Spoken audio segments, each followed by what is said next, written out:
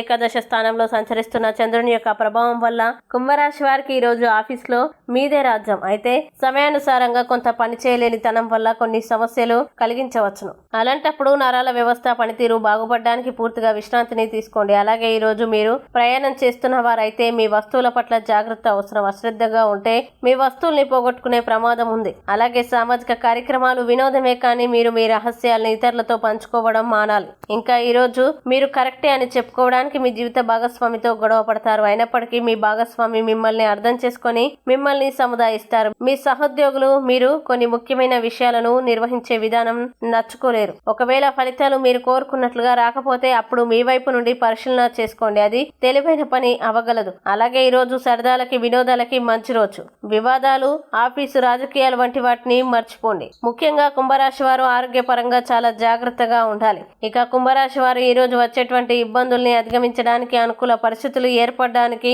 శ్రీ మహాశాస్త్ర అనుగ్రహ కవచాన్ని పారాయణం చేయండి మరియు దగ్గరలోని అయ్యప్ప స్వామి వారి దేవాలయాన్ని దర్శించండి.